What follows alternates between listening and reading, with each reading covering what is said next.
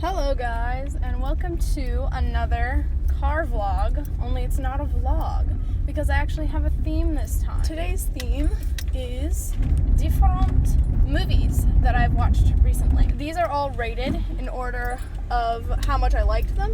Now, if it were up to me, I would give all of these 5 stars or at least 4.5 stars. So, you know, that's just my preference. But, so the first one that we were talking about is the one that is 5th on my list, aka the worst, but it was still really good. That'd be a 4.5 one, I think. So this movie was Chicago. Now, I really like this movie because I like musicals and stuff, and I did really like the concept of just the idea of it being back in the day when, you know, like, women committing murder, like, come on, dude. Or, like, even if they did do it, they got off, which is the whole point of the movie, spoilers. The ladies, it's all about ladies who killed their husbands or significant others, or usually, I think it was all husbands or significant others, but they got away with it. Because nobody really convicts a woman in 19 whatever it was. I forget what date it was actually supposed to be, but you know, you get the point. So that's the thing of the movie, and I did really enjoy it. A lot of the songs are super catchy, and I'm like, dude, oh my gosh, I couldn't stop singing it. Like, what is it called?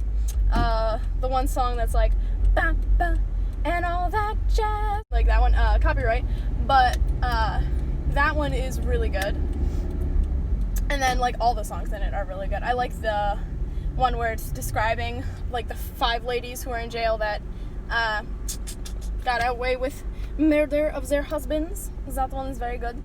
Number 4, I believe I had, is Duck Dynasty. Now, Duck Dynasty I watched a while ago with my family, so this isn't so recent of a watch, but I did really enjoy it, and recently I watched another, like, spin-off thing of when they go on vacation in Hawaii of Duck Dynasty, so I thought I'd talk about this one.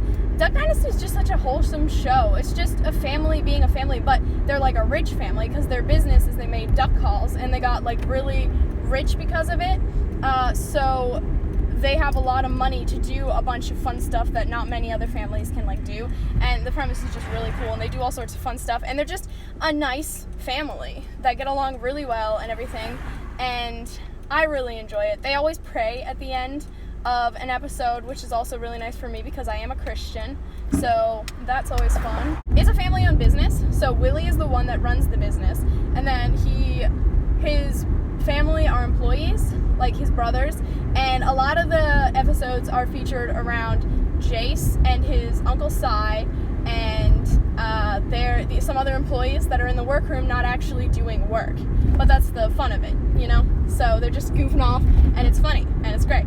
So I really do enjoy Duck Dynasty. One of my favorites. Number, I think 2, maybe 3, Cells at Work. So Cells at Work is an anime that was recommended to me by one of my friends to watch, and it is really good anime. It's really cute. So basically the premise of it is there are the cells in the body, right?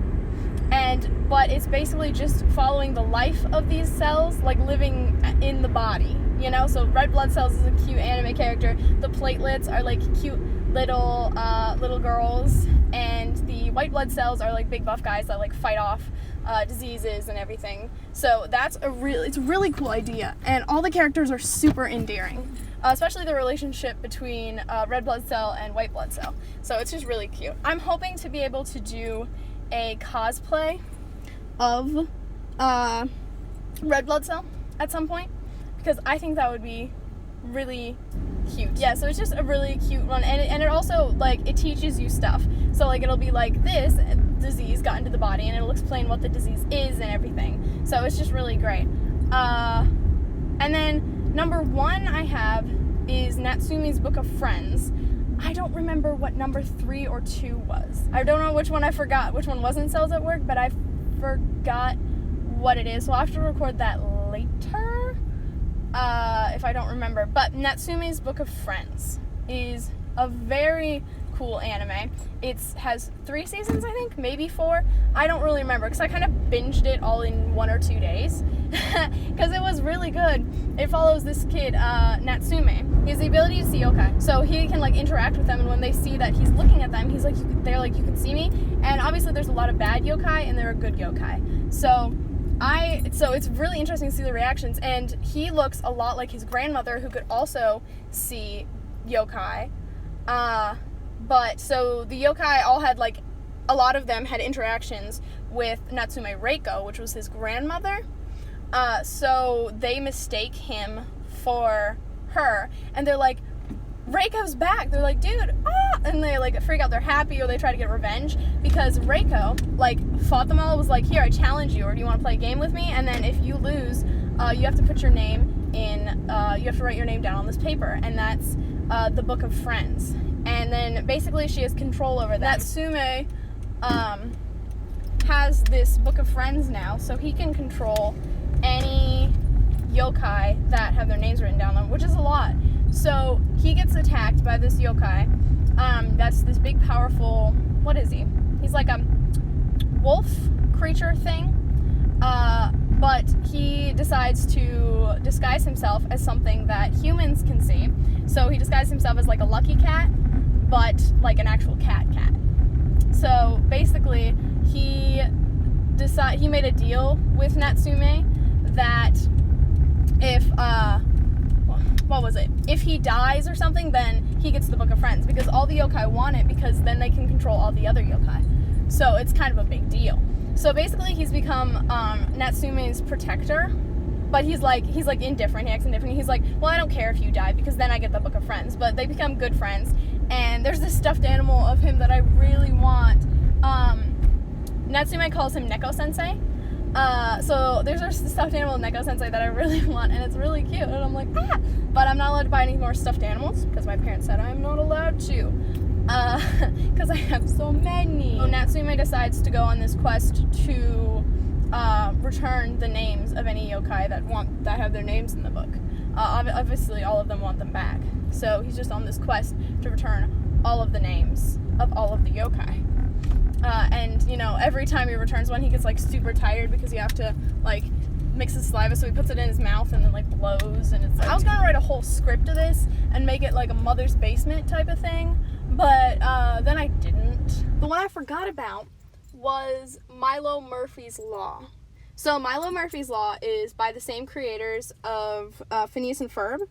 So to the point where they literally have a crossover of Phineas and Ferb with Milo Murphy. So it's really cool. So the concept is, the main character, Milo, he's a descendant of the original Murphy, who came up with Murphy's Law, right? So basically, if you're not familiar with Murphy's Law, it is everything that can go wrong will go wrong. So basically, anywhere that Milo goes, anything that can go wrong does around him. So it's crazy being around Milo. Like, he does have friends, but he has this backpack that he uses to deal with everything and anything that happens to him. So it's fascinating, because they go on so many different antics. There are aliens. They're just so cool. And there's this one episode where they cross over with Phineas and Ferb. This is spoilers, by the way, but where they have a crossover with the Phineas and Ferb universe. Which is such a good episode. Spoilers, Doofenshmirtz, after the Phineas and Ferb crossover episode, he shows up, like, pretty often in the show, because he ends up living with one of the characters. I'm not gonna say which character, you can probably guess, but he ends up living with one of the characters. So it's just so good, and Doofenshmirtz adds so much to the show. And it's really amazing, because the voice actor for Doofenshmirtz is one of the creators. So it's really, really great. And he also voices another character in the show. There are these two time traveler guys that you'll have to watch to find out. But it's so good. But yeah, so you have some mild spoilers, but nothing major. No major spoilers. Hope you enjoyed this rant that was supposed to be in order, but it was not in order. It was also supposed to be scripted, but it was absolutely not scripted. Car vlog, weird thing, I don't know what to call it, but I hope you guys enjoyed this. Nobody's around, so nobody's giving me weird looks for talking to myself. Subscribe if you want to, like if you liked it, and comment if you have something to say. And I will see you on the flip side.